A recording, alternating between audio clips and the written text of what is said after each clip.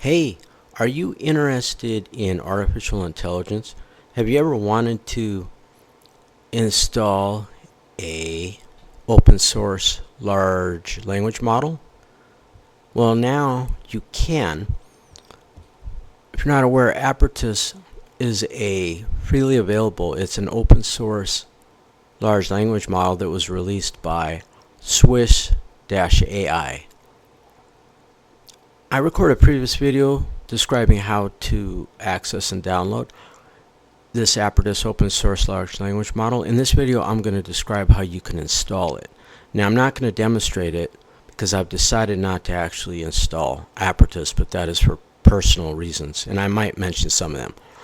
First thing you can do is you can browse to swiss-ai.org/Apertus. The Uniform Resource Locator is highlighted on screen. All you have to do is type that into your preferred web browser's address bar. Okay, there are multiple models. There are 4. I will show them to you from Hugging Face. And then it says here that you can deploy them with Transformers, V, Large Language Model, SGLang, and MLX. Actually, you know what? Since that previous video that is on YouTube, at least for now, I don't think they mentioned MLX. Okay, so those are 4 different options potentially. I'm only going to describe Transformers. Now, I'm not sure about MLX, but Transformers compared to the other 2, well, the other 3, well, the other 2 that I looked into may be quote-unquote easier. I'm not going to demonstrate, but I'm going to describe what you need to do. Okay, on this page, Uniform Resource Locator is highlighted on screen. Yeah, Hugging Face are not very huggy to me, and I will discuss that. Okay, there are 4 to choose from. There are 2 8 billion instruction, 8 billion parameter, and 270 billion. So you would just want to download one of them, or maybe all of them, if you're going to try to deploy them and test. Okay, then at this Uniform Resource Locator that's highlighted on screen, these are the instructions on how to use Apertus. Now, they postulate, stipulate, articulate in the abstract that you would need version 4.56.0 Transformers. Alright, so you will need at least that version. On this page, for the installation instructions for Transformers, which I will get to, they mention it works with Python 3.9 plus, PyTorch 2.1 plus, TensorFlow 2.6 plus, and Flax 0.41 plus. So I would say at the very least you'll need Python 3.9 plus or newer. And then depending on what you're trying to accomplish, you may need these other pieces of software. But you'll need these exact version numbers or newer in order for it to work properly. So back to how to use. So what you're going to do is you're going to install it in a command line. So you're going to need an operating system where you'll be able to access command line, and you'll need Python. I believe Python supports, I know it supports Linux. I believe there is a microcrap, microslop, Windblows version of Python, and I believe Apple Mac and Crap operating system also supports Python. So you'll have to download Python, and I went over the version that you'll need. Then at a command line, you would just type in this command, pip space install space minus capital U, it is case sensitive, space Transformers. And then it will begin installing Transformers. Now remember, this is only instructions for Transformers. I'm not going to describe how to deploy Apertus with those 3 other deployment tools. You know what I'm saying? And then, now this is the Python code right here. So the first command is to install that software, Transformers. Transformer is a large language model deployment software. Once it is installed successfully, then you're going to want to use this script right here that they provided. And this first command within the Python script you could literally copy and paste it, and then make sure that the Python script has a py extension, and you don't have to make it executable because it's Python. Then this first line up here that says from transformers import, that starts the importation. And then here you'll want to put the correct model name. So depending on which one you downloaded, there's 4 different ones. You want to make sure that you point to the correct one that you downloaded, or if you downloaded more than one, then you want to point to the correct one that you want to actually import. Whoops, my bad. Right here. And then the device. Okay, this is also important right here. It says CUDA for graphical processing unit or central processing unit. You would select CUDA. Yep. You might look into that to properly set that. Now, this large language model, I don't know if they all do, but I believe this one, if you have a graphics processing unit or you just have a central processing unit. Now, all computers with a graphical user interface have a graphical processing unit. Some of them are integrated, but an advantage to large language models is having a powerful enough graphics processing unit. But if your computer, the graphics processing unit isn't really that powerful, you could try central processing unit. Okay, and then it's got a tokenizer. Okay, prompt, you can set it to prompt. And let's see what else in the script. Alright, now they recommend this setting right here. They recommend setting temperature equals 0.8 and top underscore P equals 0.9 in the sampling parameters.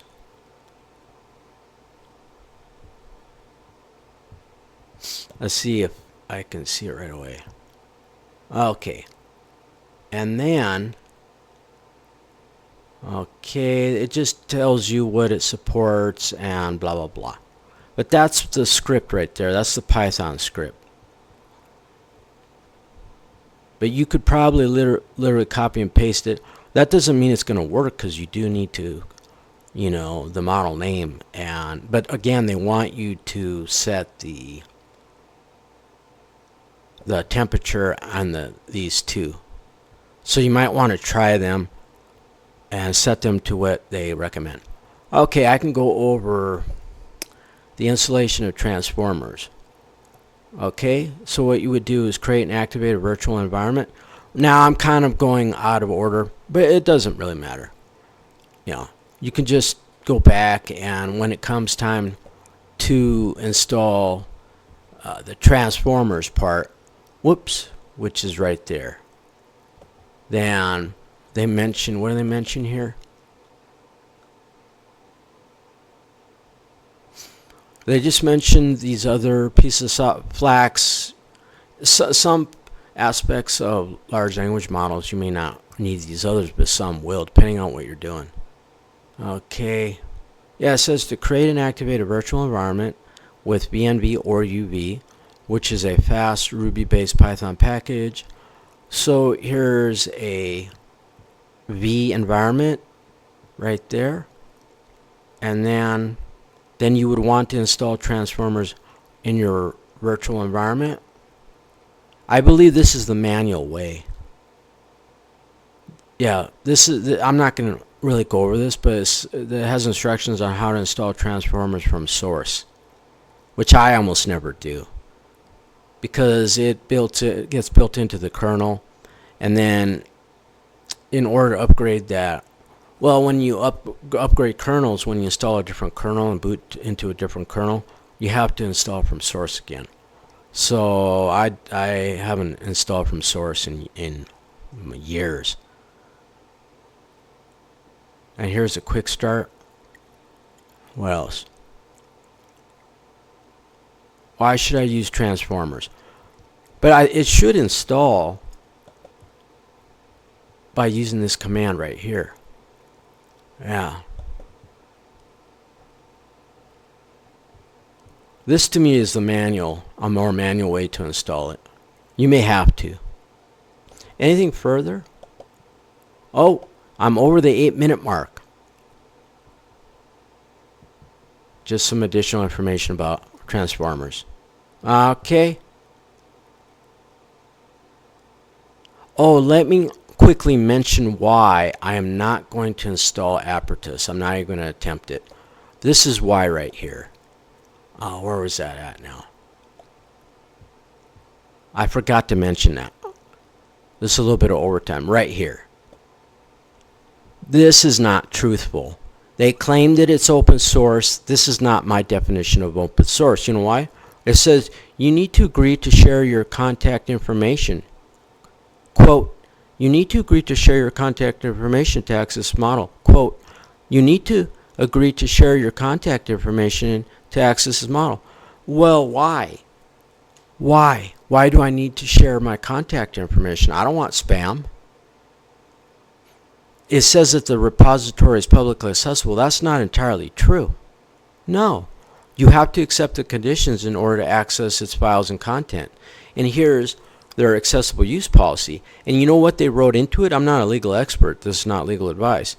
But basically they're protecting themselves from lawsuits. It says right here, by using this, I'll treat this as a quotation quote, by using the Apertus large language model, you agree to indemnify, defend, and hold harmless ETH Zurich and EPFL against any third-party claims arising from your use of Apertus large language model. Now what is this? In my first video where I described how to access and download Apertus, I kind of went over a little bit on how they claim that they didn't violate robots.txt. They took copyright serious and privacy serious. Well, no, not necessarily. You know why? Because they admit that that they may have. It says right here about privacy.